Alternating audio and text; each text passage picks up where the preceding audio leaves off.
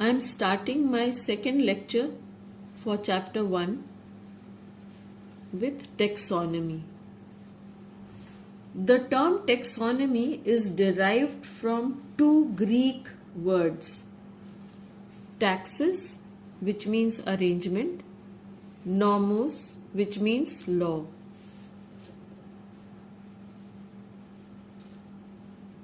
Taxonomy is that branch of science which deals with characterization, second, identification, third, classification, and fourth, nomenclature. A modern taxonomist uses information obtained from morphology, anatomy, cytology, genetics, paleontology, ecology, physiology, behavior, reproduction, etc. for classification of organisms. The branches of taxonomy. There are three main branches of taxonomy. First is cytotaxonomy. The word cyto comes from cytology, that is study of cell. It is classification based on information provided by comparative cytological studies. Number of chromosomes, their structure, and mitotic behavior of chromosomes. All these can be taken under account.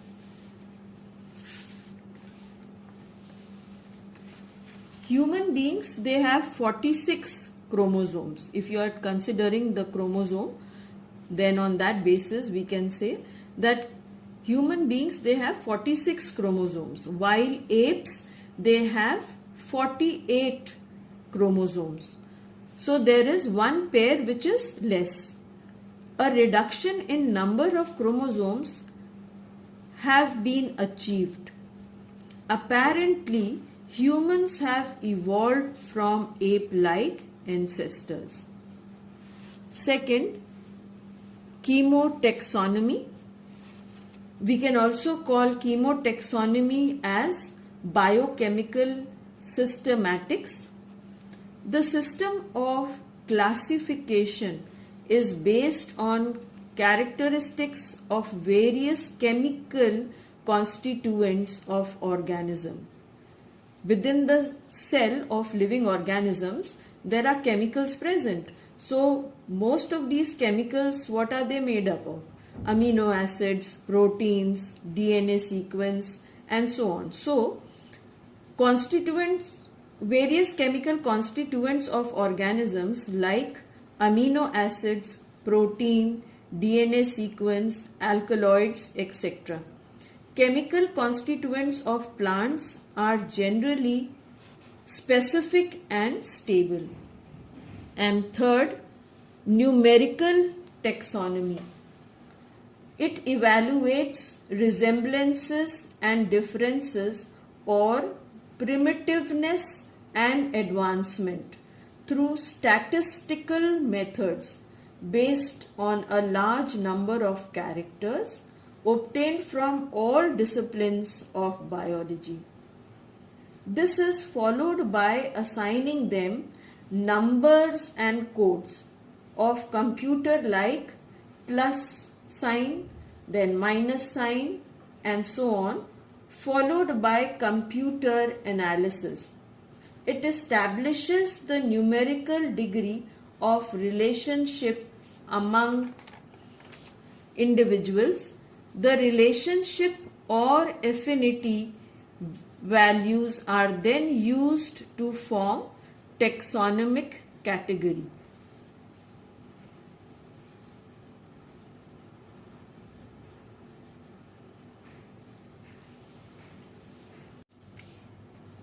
Major taxonomic hierarchies.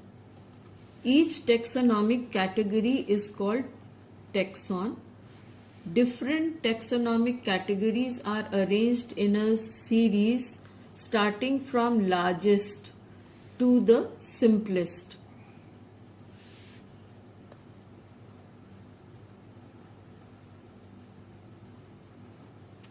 Now here in this figure you can see hierarchy of major taxonomic categories.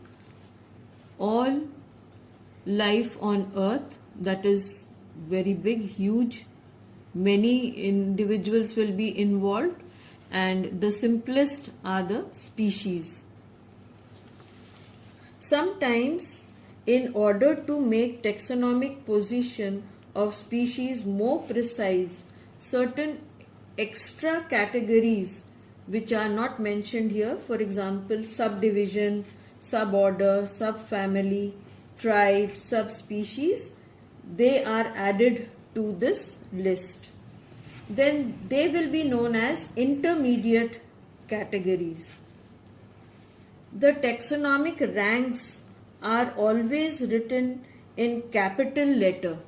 Like if you have to write the domain, kingdom, phylum, class, order, family, genus, they will all be written with capital alphabet, but species will never be written by capital alphabet. It is always written by a small letter.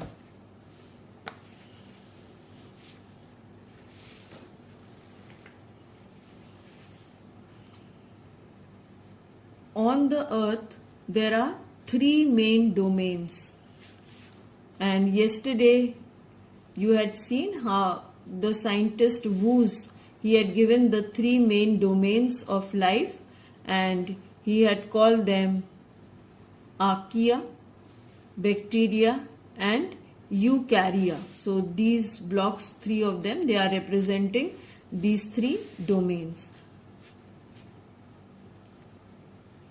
In the domains now, there will be various kingdoms. Whitaker's system of classification, there were 5 main kingdoms. That was Monera, Protista, Fungi, Plantae and kingdom Animalia. But currently in 2015, researchers suggested to split the kingdom Protista into 2 new kingdoms, that is Protozoa and Chromista. Below the kingdom, then there are phylums. Various phylums, like in kingdom Animalia, there are various phylums, Porifera, Arthropoda, Chordata, etc. Then under the phylum, there are classes. For example, phylum Chordata, it will have various classes like amphibia, reptilia, aves, mammalia, etc. Then after class, it will be order.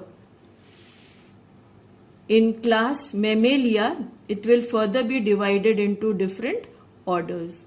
And in the orders, there will be different divisions of families. Then after families is genus. Genus is always written with a capital alphabet. Each order divides into smaller groups called genera. Thus, genus, or the plural word is genera, is more specific than family. It is the first part of an organism's scientific name using binomial nomenclature. You are familiar with the scientific name of garden pea, that is Pisum sativum. So Pisum is genus and sativum, you always write it with a small s, that is the species. Species is the most specific major taxonomic rank, and species are sometimes divided into subspecies. Next we come to concept of species. John Ray, he proposed the term species. how do we define the word species? It's a group of individuals which can interbreed among themselves and can produce fertile offspring. So in this definition, two important keywords are there. They can interbreed and the offspring produced should be fertile. This is called biological species concept.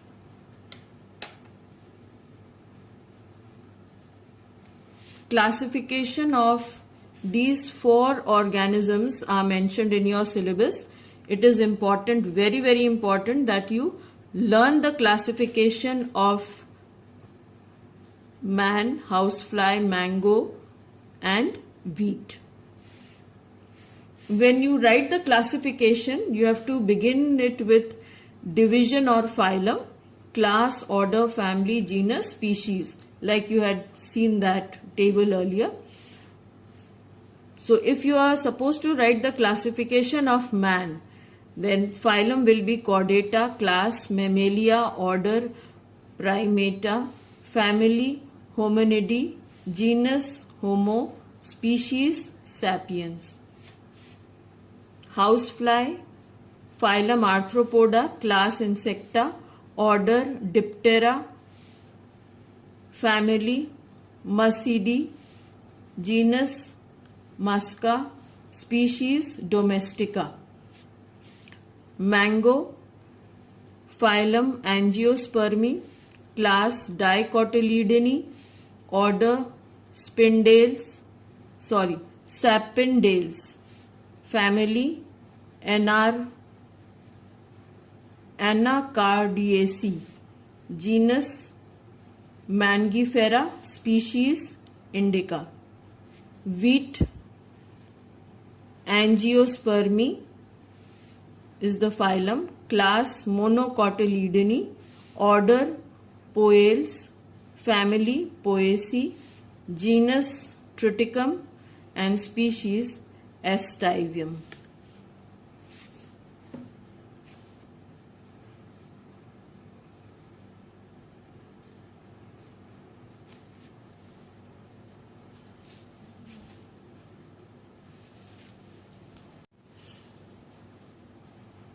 Binomial nomenclature. Now it is important that there should be a scientific name given to the living organisms so that we can give a common one proper name worldwide, and you can call that particular organism by one name. For example, garden pea in Hindi you call it matar, in some other language it will be known as some other term, but universally garden pea is known as Pisum sativum. So therefore, the moment you say Pisum sativum, you know which particular organism you are talking about or which particular plant you are talking about. Binomial means something to do with two. So two names will be allotted. And this binomial nomenclature was introduced by a famous scientist. He is well known. He is a Swedish biologist, Carlos Linnaeus. In his book Systema Naturae, he had given this detail of writing the classification. Mostly the terms used are Greek or Latin. What are the rules of binomial nomenclature? The name of the genus should always start with a capital letter. The name of the species should be with a small alphabet. And whenever the name is printed, then it is printed in italics. But when we write it, like here I have written Homo sapiens. So H is capital here and sapiens small s.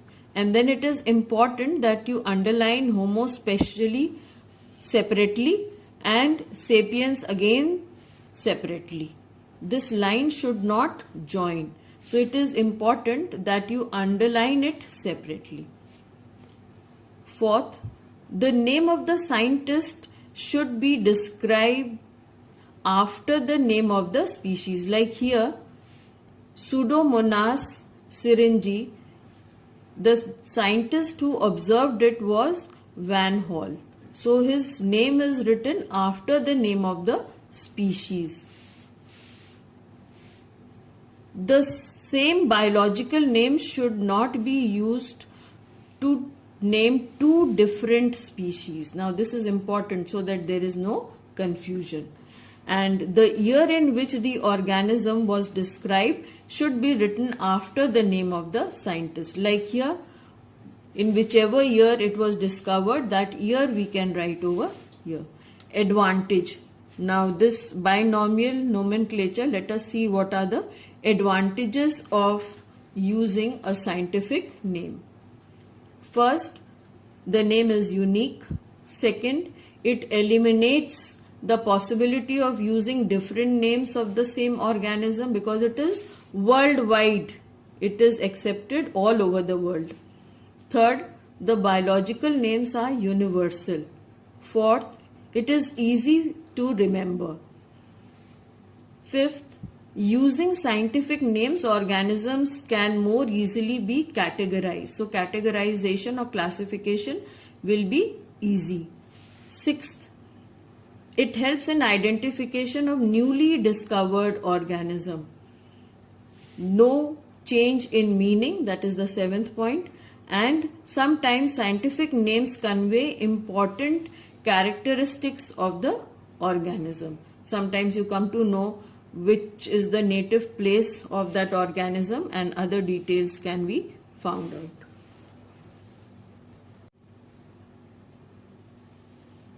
Tools for study of taxonomy.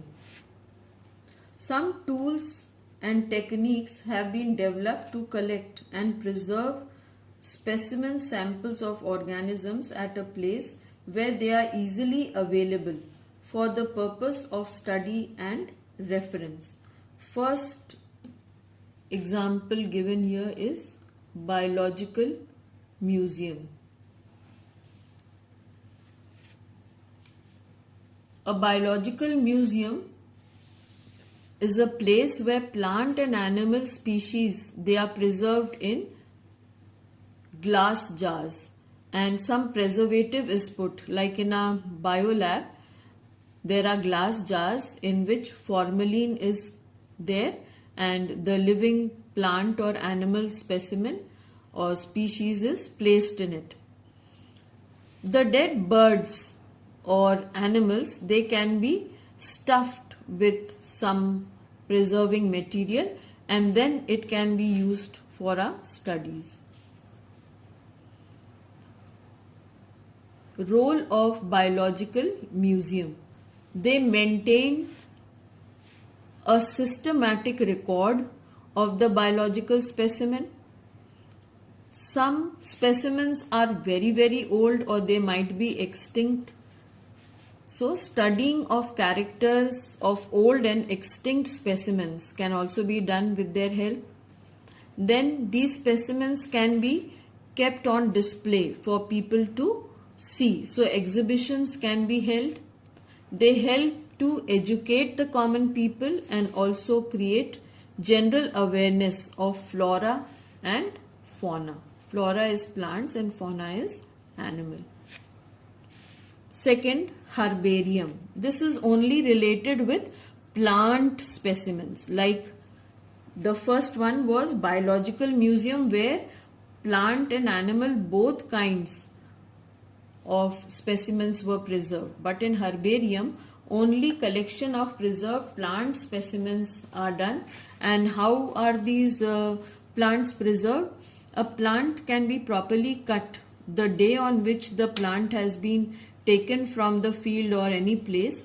That date is noted and then this plant is nicely dried up in a paper, maybe newspaper, something which can absorb and it can prevent the plant from decay.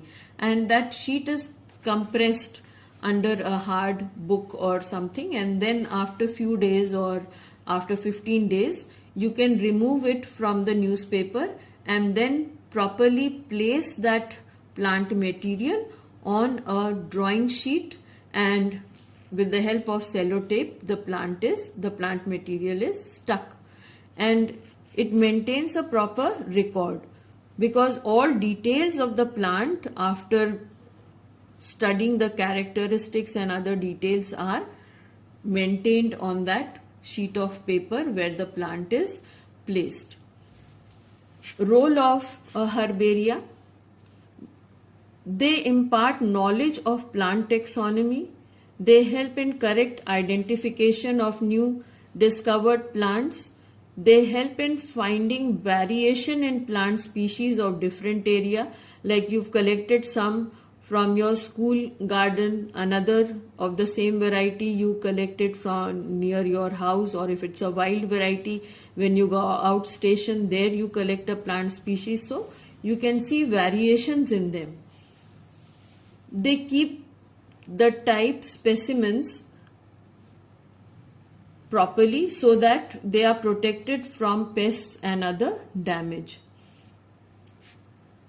These are ideal for research and training purposes also. Botanical gardens: these are institutions that maintain the collection of varieties of plants. This is also related only with plant material.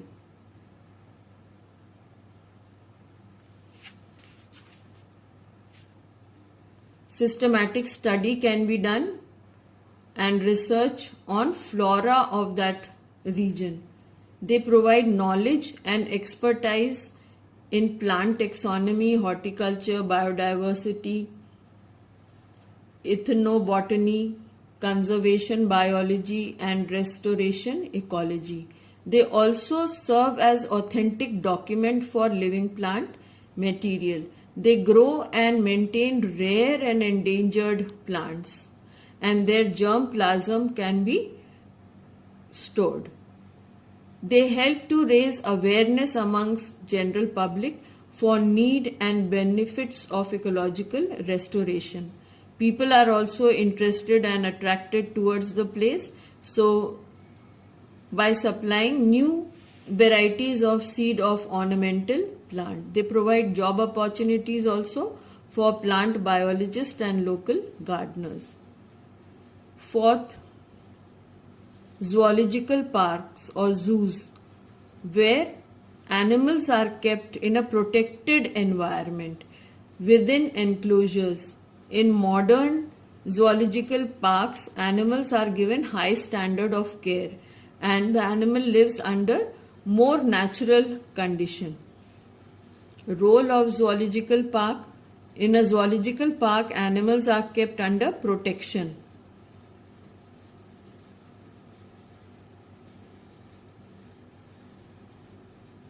Wildlife is always threatened, so they can be preserved, and knowledge of animal behavior and their habit of feeding and other observations can be done in a proper secured closed environment. Wildlife diversity in various states, their ecosystems and all in a protected area can be studied. They also provide means of recreation to visitors. They help in taxonomic study of fauna of a particular region. They provide database for recorded species of the country. They also provide training in the area of animal upkeep and maintenance. Fifth tool, taxonomic keys.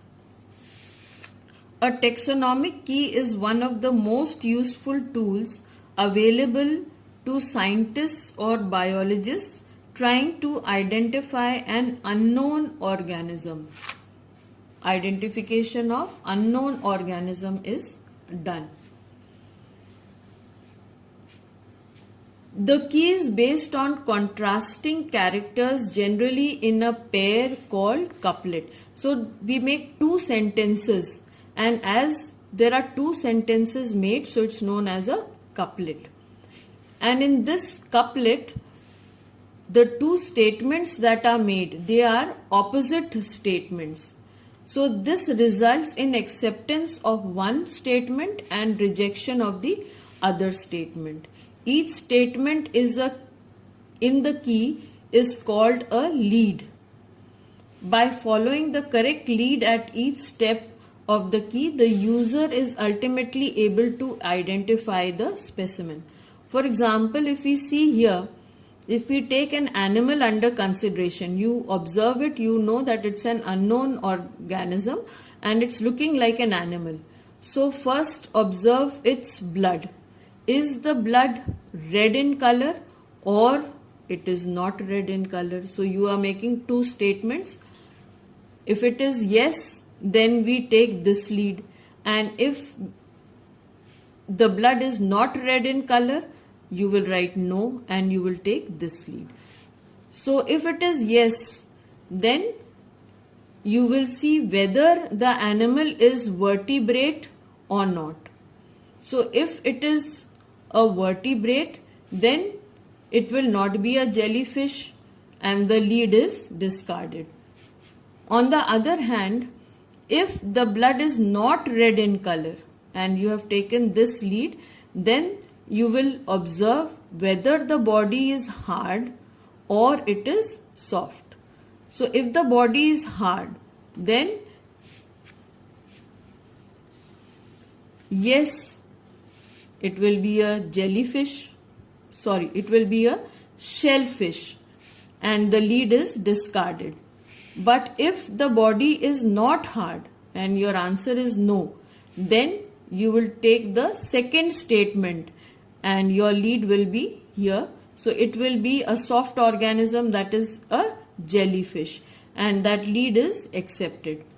So this is how you can taxonomically identify the living organism by making use of a taxonomic key.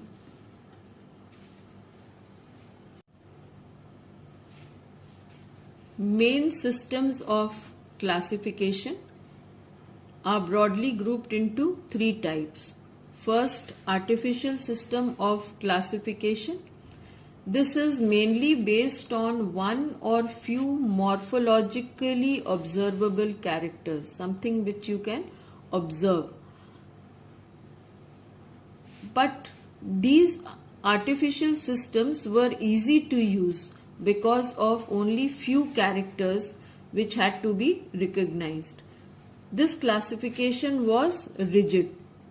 However, there was a big drawback of this classification, that is, often totally unrelated plants were grouped together and those that were closely related were placed in separate groups.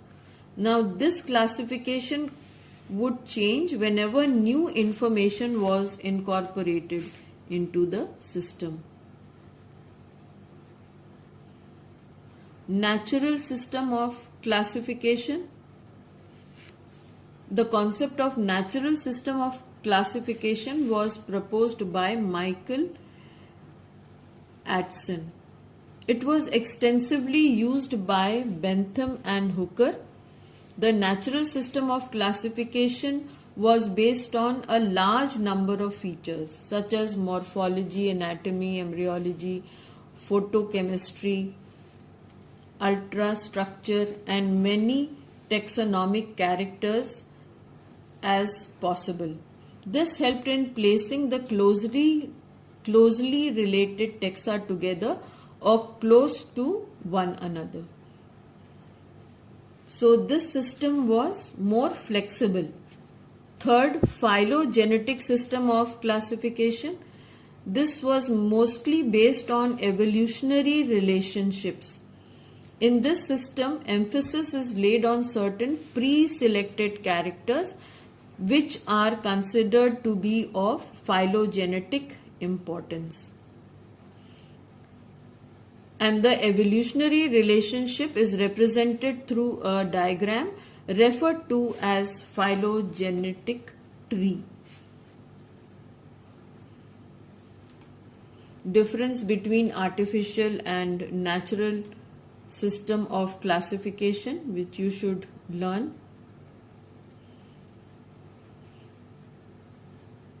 Mycoplasm, also known as PPLO, that is Pleuropneumonia-like organism. That is the full form of PPLO.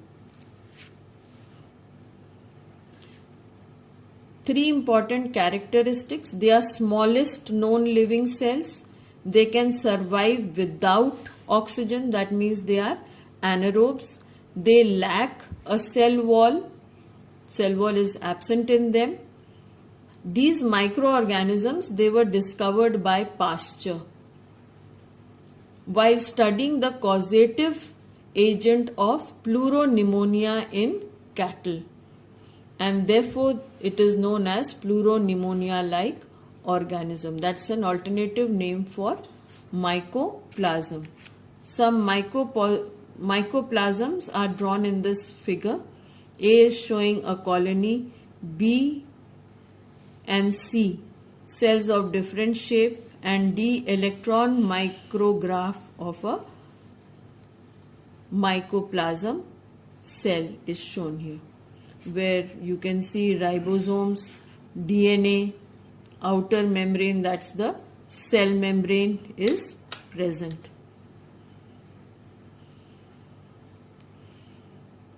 Details of the structure is described here. Mycoplasms, they can also cause diseases. Yesterday I had mentioned about archaebacteria, that they live in they are ancient group of bacteria and they live in extreme environment. Now here details of the archaebacteria, they are mentioned here. It's important that you learn the details of archaebacteria. 3 of them are there. So the detailed account is mentioned over here, which you can read. And then in the end there is an assignment also. Please write your assignment in your copy.